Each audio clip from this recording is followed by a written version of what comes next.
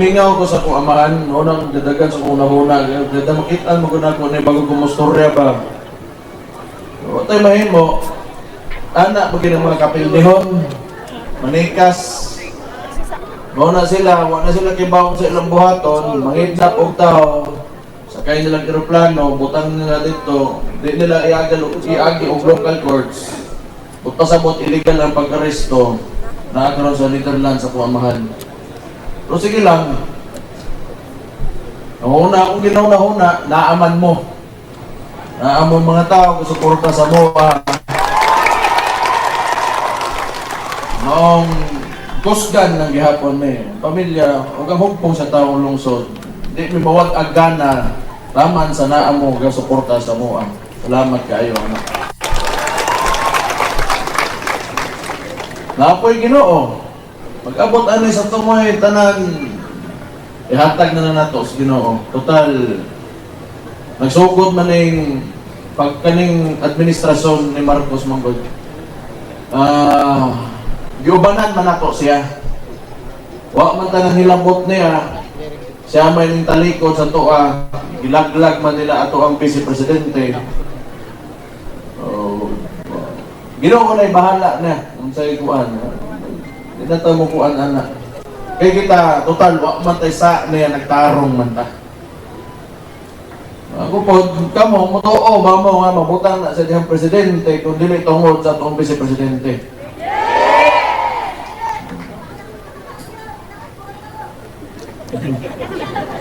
Anak, yun. Tama, hindi ka diha. Pero, muagin tagkuan, kita natay eleksyon, naatay mga senador, karon na ito may hugpong sa taong lungsod, doon na po tayo congressman, na ako, may mong vice mayor ninyo, okay, paghapon ko ninyo. Undang na gusto rin rin, humanam na eh. Na si Kuan, akong amakan, di pa man kauli, pero lagi na ingon ng God nga disqualified daw. Actually, nagpublish naman ang COMELEC na dili sa disqualifikado. So, pilihan po ninyo kung ganahan mo sa kong amahan. Ang pamaagi mo sa administrasyon karon. Gumo, nagsugod ni Tanan, nakita na namo nga nagsugod tong confidential funds kang VP Sara. Ilang gusto daoton. Nagkaroon, gipangutan na sila. Ana ilang iso sa PhilHealth, pila ka bilyon nga kwarta. Ang national budget, yun sa nila na pag-handle. Ang administrasyon karon di katubag. So, muna ang problema nila, gusto sila maghimo problema. Ang tinuod nga problema na aday sa ilaha. So, naamagod ni Murag gusto si Marcos nga mahimo ng pareho niyang amahan kani adto. Dugay nga naglingkod nga presidente sa Pilipinas nga moaging eleksyon 20 city ka tuig. So, gusto mo nang gigobot niya tanan para silahang ambisyon nga magdugay ng mahimong presidente pareho sa amahan nga si Senior.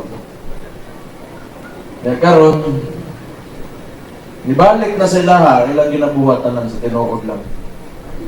Wa naman po kay across mga duha ka survey ang ako nakit-an sa tibuok Pilipinas, si BBM less than 20% na lang ang iyang approval rating, trust rating. Dire sa Davao, 1% ang iyang kuwan. So katong 1%, pangitaon kita kakinsa mga. Pero kato na lang kuwan, ilaka na na. Ibutang lang nato ng eleksyon karon, yung gina-insist ng nila nga magtanaw, magbalita, sukad, nagsugod ng administrasyon ni Marcos, walay laing mo gawas, kundi apelyido na mo Davao, sige rin balik-balik, sige rin daoton. na kita man unta dire malinawon, di man ta gustong samok, nagtarong na magpatatanan, naningkamot ra man podda nga mapagwapo na itong lugar. Pero tungod kay gusto nila unahon gyud ang politika, nakalimot sila silang pagpanarbaho, mao nang resulta karon, wa na makagusto nila. Oh. Sakti lang, maguba na sila ilahan lang, tungod sa ilahan kuan, kay gisayunan manggod sila, o gobyerno, tuo sila, lingkod sila, naingana ilang buhaton, ang mga tao, wa katanaw, o wa kabantay. Pero mo na, sayop sila karon. Di naman kung pareha ka ni atong panahon, ang mga politiko, ang saligan ng anak, mainstream media. So, na kay ABS-CBN, mga kuan, mga broadcasting network sa Pilipinas, na naay prangkisa sa naso, sa Congress. Pero naa naman tayo Facebook, na tayo social media, muna ang tao, kay bahaw na yun mo pili o kandidato. So, informed na yun na samot na diri sa Davao, na highly democratic, o ang mga tao diri, kay bahaw yun na sa ilang ginapili na mga kandidato. Imposible kaayo na ang Davao, mailat ni mo, labi ng ayuda-ayuda rin.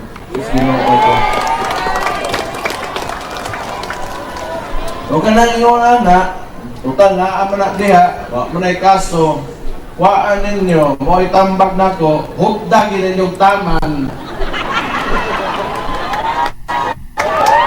Eh, wak mang tuwing laing pamaagi sila nga mga kampanya. Ang ilang gusto, mag-itsa silang kwartas mga tao, unya magligid-ligid sa simento. Kisi-kisi, magsayaw-sayaw. Waa, hukta, unya pangayo pa, siguro doon na to, mawa sila'y mabulsa diha.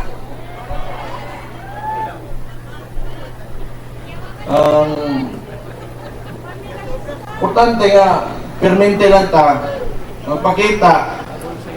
Isa sa mga pamaagi nga mapakita na to, nga di ta musugot sa mga pamaagi na ingon anin, na atay senatorial election. So, midterm man karon, lain mga nanagan usap. Okay ba ninyo? Aron, maplastar na to, naatay tingog yun, labi na sa sitwasyon karon. Eh, gusto po nila i-impeach ang akong igsoon, si BP Inday Sara. Importante kayo, masood na tupod ato mga senador, nagipadagan, under Duterte senatorial candidates ni sila. Unya ang partido ang PDP Laban. Unsa kahag mo, vote straight ta PDP Laban.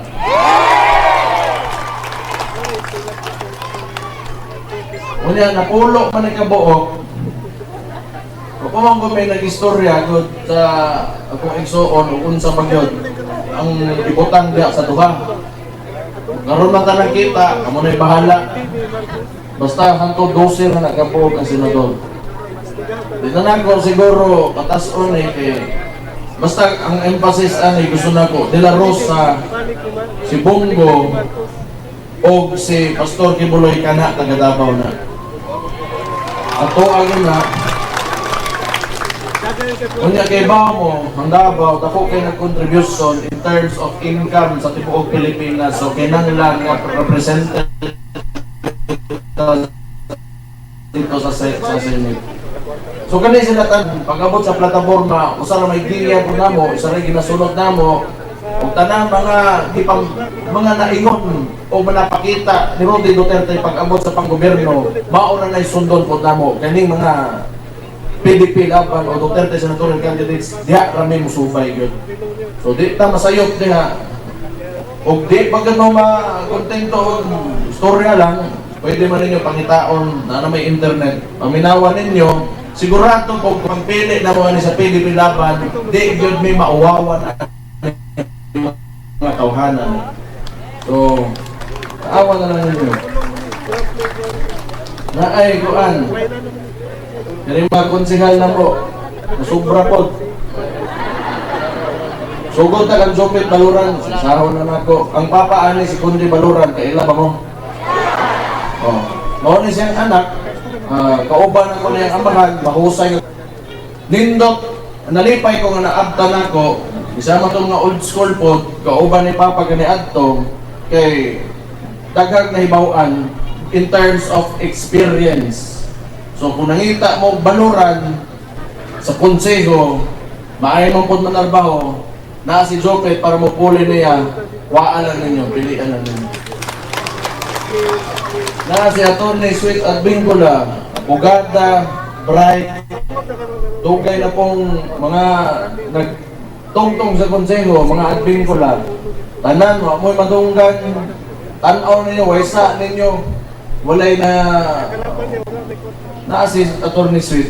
Kani kauban ko ni 2019 pa, permente nga naa sa kong tapag, wala naghatag og problema sa kuha, nanarbaho perme nga makita na ko diya sa konseho. Atty. Sweet Adbingula. Kani si Enzo Villapuerte, kani tuwa sa likod ang mga Villapuerte. Pag-abot sa panglawas, medical, importante kaayo. Ginasiguro nato, labi na ning nga way pisot.